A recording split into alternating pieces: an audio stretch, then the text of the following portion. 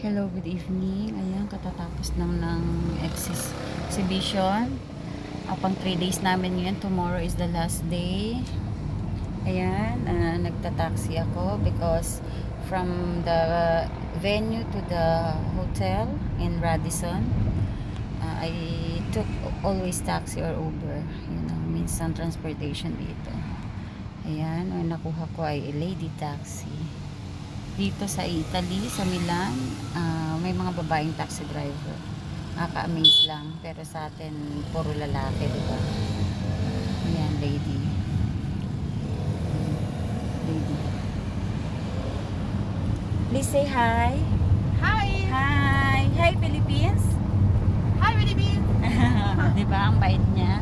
Ganun dito ang mga lady taxi. Mababait talaga sila. Very accommodating. Ako mas preferred ko naman na babae yung sakyan ko kasi lalaki na taxi. Kaya talagang minsan namimili din ako. Sa Uber kasi nagbo-book lang kami online. So minsan nakikita mo din naman kung sino yung driver. Minsan babae, lalaki. But pagka ganitong nagmamadali na rin ako makauwi ng hotel. Yan. Swerte ko lang dahil lady taxi. What's your name? I'm Federica.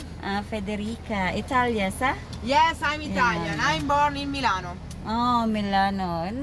Milan is very nice place. Ang Milan kasi is one of the fashion capital in the Philippines. Kaya kami nandito, nag-exhibit kami. This one is Milan is next to Paris and New York and London when it comes to fashion. Okay, thank you. Bye-bye. Have a nice day. 7 o'clock dito sa Milan, Italy ngayon. Sa Pilipinas siguro 5 hours ang ano natin. So,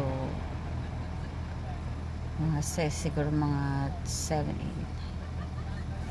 8. Going 12 dyan. Thank you. Bye-bye. See ya.